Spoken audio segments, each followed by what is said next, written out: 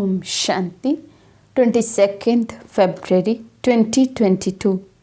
बाबा के आज के महावाक्य हैं। बाबा समझाते, मीठे बच्चे, तुम सबको सच्ची गीता सुनाकर सुख देने वाले सच्चे सच्चे व्यास हो। तुम्हें अच्छी तरह पढ़कर सबको पढ़ाना है, सुख देना है।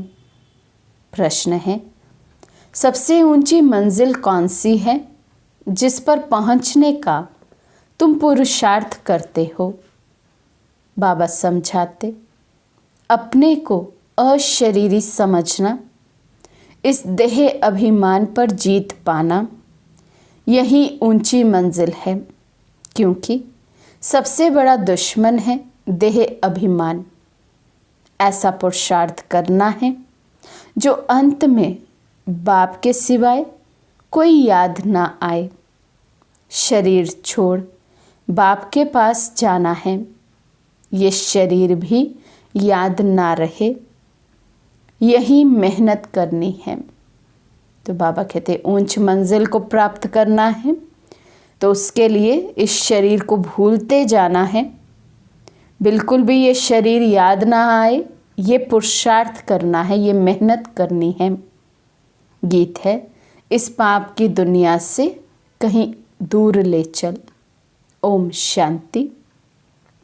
जीवात्मा या बच्चे समझते हैं दिल में कि अभी हमको बाबा कहाँ ले चलते हैं। बरोबर जहाँ से हम आत्माएं आए हैं वहाँ ही ले चलेंगे। फिर हमको पुण्य आत्माओं की सृष्टि जीवात्माओं की दुनिया में भेज देंगे। श्रेष्ठ और भ्रष्ट अक्षर निकले हैं, ज़रूर जीवात्माओं को ही कहेंगे।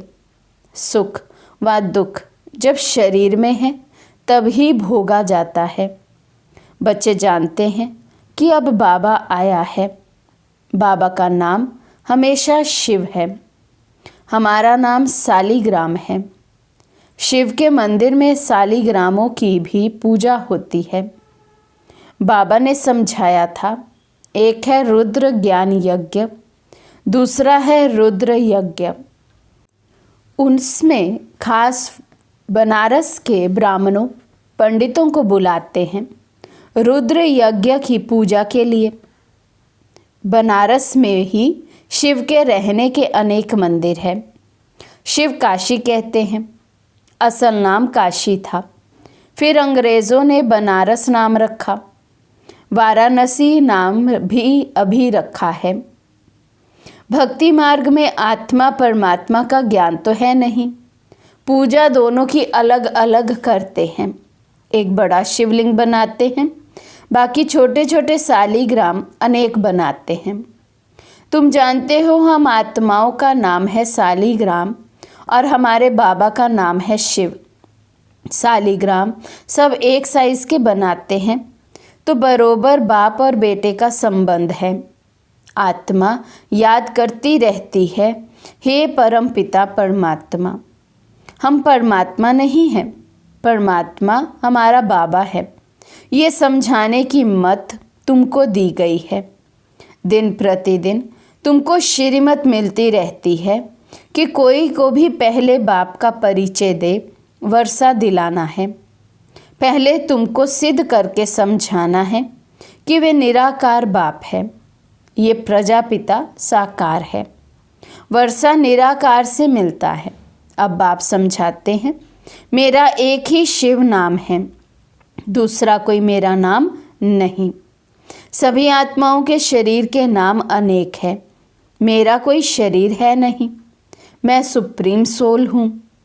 बाबा पूछते हैं, बच्चे तुम्हारा सबसे बड़ा दुश्मन कौन है? जो सियाने होंगे वे कहेंगे देह अभिमान सबसे बड़ा दुश्मन है, जिससे ही काम की उत्पत्ति होती है। देह अभिमान को जीतने में बड़ी मुश्किलात होती है। देही अभिमानी बनने में ही मेहनत है। जन्म जन्मांतर तुम देह के संबंध में चले हो। अब जानते हो बरोबर मैं आत्मा अविनाशी हूँ। जिसके आधार से ये शरीर चलता है। रिलीजियस माइंडेड जो भी हैं वे समझते हैं कि हम आत्मा हैं, देह नहीं हैं। आत्मा का नाम एक ही रहता है, देह के नाम बदलते हैं। आत्मा एक शरीर छोड़ दूसरा लेती है। हमको बाप कहते हैं तुमको चलना है पुण्य आत्माओं की दुनिया में, ये है पाप आत्माओं की दुनिया। भ्रष्टाचारी रावण बनाते हैं। 10 शीश वाला कोई मनुष्य नहीं होता, परंतु इस बात को कोई नहीं जानते। सभी रामलीला आदि में पाठ लेते रहते हैं, सब एक मत भी नहीं है। कोई कोई इन सब बातों को कल्पना समझते हैं, परंतु ये नहीं जानते कि रावण भ्रष्टाचारी को कहा जाता है। पराई स्त्री को चुराना ये भ्रष्टाचार है ना। इस समय सब भ्रष्टाचारी है, क्योंकि विकार में जाते हैं। जो विकार में ना जाए उनको निर्विकारी कहा जाता है। वे है राम राज्य, ये है रावण राज्य। भारत में ही राम राज्य था। भारत सबसे प्राचीन था। पहले नंबर में सृष्टि पर सूर्यवंशी देवी देवताओं का झंडा बुलंद था। उस समय चंद्रवंशी भी नहीं थे। अभी तुम बच्चों का ये सूर्यवंशी झंडा है। तुमको मंजिल का पता लगा है, फिर भूल जाते हो। स्कूल में बच्चा कभी एम ऑब्जेक्ट को भूल नहीं सकता। स्टूडेंट टीचर को व पढ़ाई को कभी भूल नहीं सकते। यहाँ फिर भूल जाते हैं। कितनी बड़ी पढ़ाई है। 21 जन्मों के लिए राज्य भाग्य पाते हो। ऐसे स्कूल में कितना अच्छा और रोज़ाना पढ़ना चाहिए। तो बाबा कहते हैं जिस स्कूल में ऐसी वंडरफुल पढ़ाई पढ़ाई जाए वहाँ तो रोज़ रेगुलरली और बहुत अच्छे से पढ़ना चाहिए। इस कल्प अगर नापास हुए तो कल्प कल्प नापास होते ही रहेंगे, फिर कभी भी पास नहीं होना है। तो कितना पुरुषार्थ करना चाहिए, श्रीमत पर चलना चाहिए। श्रीमत कहती है अच्छी रीति धारणा करो और कराओ।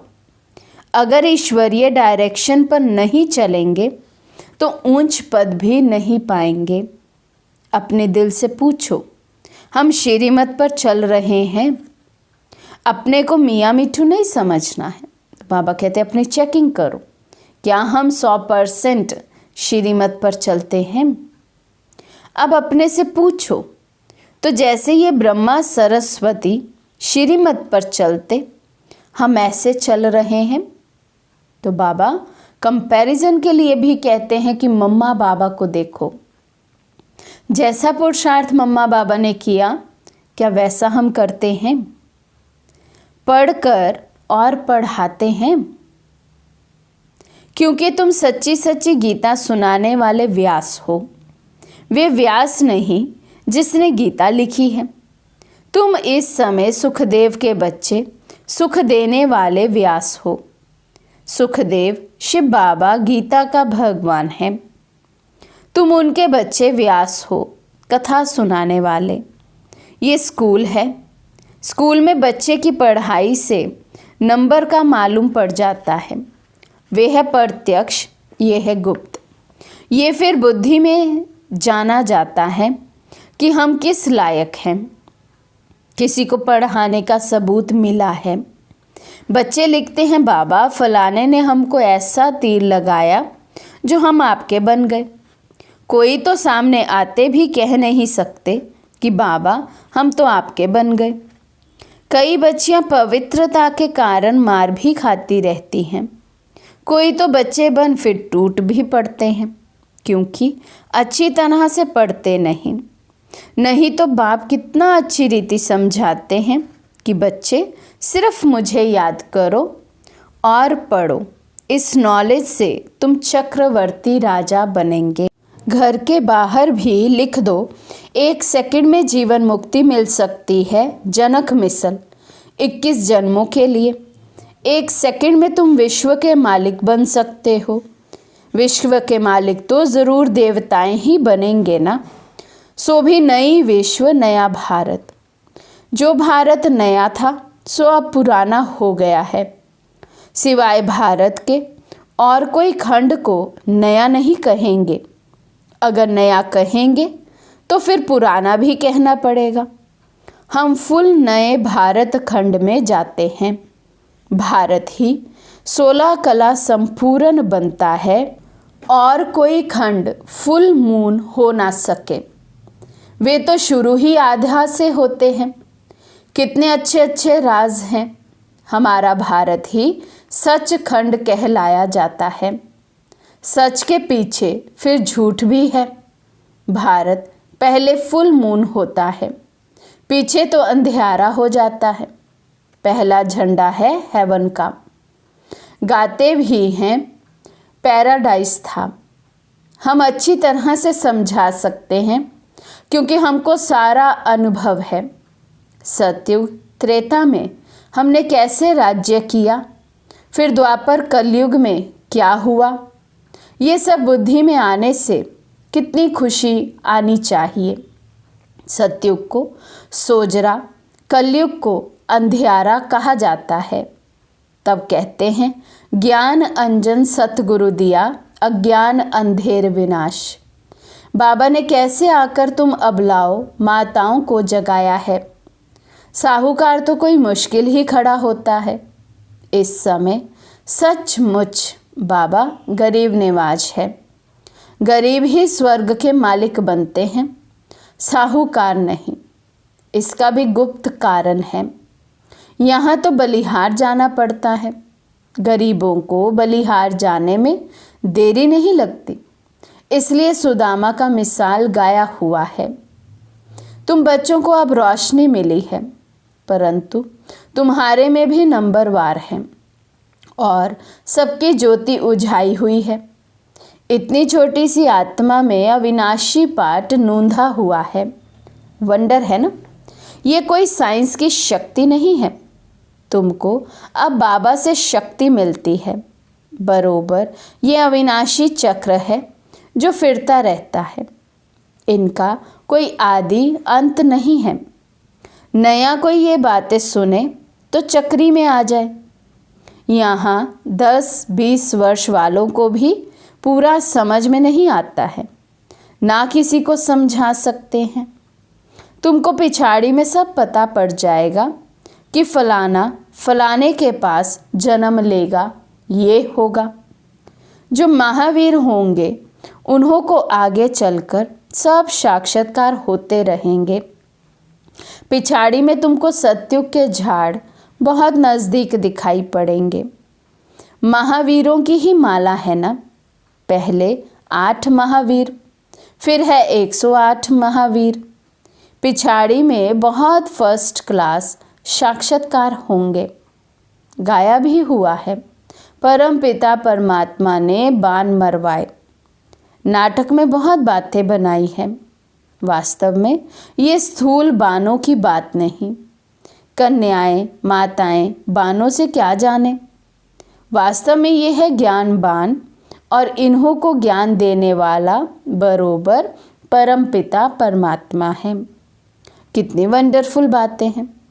परंतु बच्चों को एक ही मुख्य बात घड़ी घड़ी भूल जाती है। सबसे कड़े ते कड़ी भूल होती है जो देह अभिमान में आकर अपने को आत्मा निश्चय नहीं करते।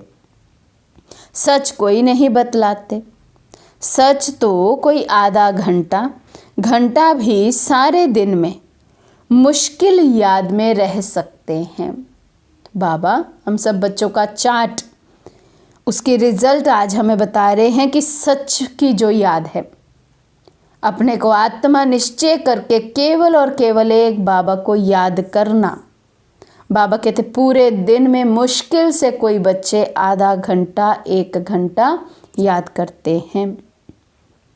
कोई को समझ में भी नहीं आता कि योग किसको कहा जाता है। मंजिल भी बहुत ऊंची है। अपने को अशरीरी समझना है। जितना हो सके उतना पुरुषार्थ करना है। जो पिछाड़ी के समय कोई भी याद ना पड़े। कोई तत्वज्ञानी ब्रह्म ज्ञानी अच्छे होते हैं तो गद्दी पर बैठे बैठे समझते हैं हम तत्व में लीन हो जाएंगे, शरीर का भान नहीं रहता है। फिर जब उनका शरीर छूटता है तो आसपास सन्नाटा हो जाता है, समझते हैं कोई महान आत्मा ने शरीर छोड़ा है। तुम बच्चे याद में रहेंगे तो कितनी शांति फैलाएंगे। ये अनुभव उन्हों को होगा जो तुम्हारे कुल के होंगे, बाकी तो मच्छरों सदृश्य मरने वाले हैं। तुम्हारी प्रैक्टिस हो जाएगी अशरीरी होने की। ये प्रैक्टिस तुम यहाँ ही करते हो, वहाँ सतयुग में तो आत्मा एक शरीर छोड़ दूसरा लेती है। यहाँ तो तुम जानते हो ये शरीर छोड़ बाबा के पास जाना है, परंतु पिछाड़ी में कोई याद ना आए। शरीर ही याद ना रहे तो बाकी क्या रहा। मेहनत है इसमें, मेहनत करते करते पिछाड़ी में पास होकर निकलते हो। पुरुषार्थ वालों का भी पता तो पड़ता है ना, उनका शो निकलता रहेगा। बांधेली गोपिकाएं पत्र ऐसे लिखती हैं जो कभी छूटेली भी नहीं लिखती, उन्हों को फुर्सत ही नहीं। बांधेलियां समझती हैं शिव बाबा ने इन हाथों का लोन लिया है तो शिव बाबा का पत्र आएगा। ऐसा पत्र तो फिर 5000 वर्ष के बाद आएगा। क्यों नहीं बाबा को पत्र रोज लिखें, नैनों से काजल निकाल कर भी लिखें। ऐसे ऐसे ख्यालात आएंगे। और लिखती हैं, बाबा मैं वही कल्प पहले वाली गोपिका हूँ। हम आपसे मिलेंगे भी ज़रूर, वर्षा भी ज़रूर लेंगे। योग बल है तो अपने को बंधन से छुड़ाती रहती हैं, फिर मोह भी किसी में ना रहे। चतुराई से समझाना है, अपने को बचाना है, तोड़ निभाने के लिए बड़ी कोशिश करनी है। माताएं समझती हैं हम पति को भी साथ ले चलें, हमारा फर्ज है उन्हों को समझाना। पवित्रता तो बहुत अच्छी है। बाबा खुद कहते हैं काम महाशत्रु है, इनको जीतो। मुझे याद करो तो मैं तुमको स्वर्ग का मालिक बनाऊंगा। ऐसी बच्चियां हैं जो पति को समझाकर ले आती हैं। बांधेलियों का भी पाठ है। अबलाओं पर अत्याचार तो होते ही हैं, ये शास्त्रों में भी गायन है। कामेशु क्रोधेशु कोई नई बात नहीं है। तुमको तो 21 जन्मों का वर्षा मिलता है, इसलिए थोड़ा कुछ सहन तो करना ही पड़ता है। बाबा कहते जब 21 जन्मों का वर्षा मिलता है, स्वर्ग की बादशाही मिलती है, उसके एवज में, उसके बदले में अगर कुछ थोड़ा अभी सहन भी करना पड़े तो क्या बड़ी बात है। अच्छा, मीठे मीठे सिखिलदे बच्चों प्रति माता पिता बाप दादा का याद प्यार और गुड मॉर्निंग। रूहानी बाप की रूहानी बच्चों को नमस्ते। हम रूहानी बच्चों की रूहानी बाप दादा को दिल व जान सिख व प्रेम से नमस्ते नमस्ते नमस्ते जी। धारणा के लिए मुख्य सार। फर्स्ट पॉइंट, योग बल से अपने सब बंधनों को काट बंधन मुक्त होना है, किसी में भी मोह नहीं रखना है। सेकंड पॉइंट, जो भी ईश्वरीय डायरेक्शन मिलते हैं उन पर पूरा पूरा चलना है, अच्छी तरह से पढ़ना और पढ़ाना है, मियाँ मिट्ठू नहीं बनना है। आज का वरदान है, बाप के प्यार की पालना द्वारा सहज योगी जीवन बनाने वाले समृति सो समर्थी स्वरूप भव। बाप के प्यार की पालना द्वारा सहज योगी जीवन बनाने वाले समृति सो समर्थी स्वरूप भव। सारे विश्व की आत्माएं परमात्मा को बाप कहती हैं, लेकिन पालना और पढ़ाई के पात्र नहीं बनती हैं। सारे कल्प में आप थोड़ी सी आत्माएं अभी ही इस भाग्य के पात्र बनती हो। तो पूरे विश्व में जितनी आत्माएं हैं सब परमात्मा को पिता तो मानते हैं, लेकिन बाबा की ऐसी डायरेक्ट पालना और पढ़ाई के हकदार नहीं बनते हैं। उसके अधिकारी हम थोड़ी सी आत्माएं ही बनती हैं। तो इस पालना का प्रैक्टिकल स्वरूप है सहज योगी जीवन। बाप बच्चों की कोई भी मुश्किल बात देख नहीं सकते। बच्चे खुद ही सोच सोच कर मुश्किल बना देते हैं, लेकिन स्मृति स्वरूप के संस्कारों को इमर्ज करो तो स्मृति आ जाएगी। स्लोगन है, सदा निश्चिंत स्थिति का अनुभव करना है तो आत्म चिंतन और परमात्म चिंतन करो।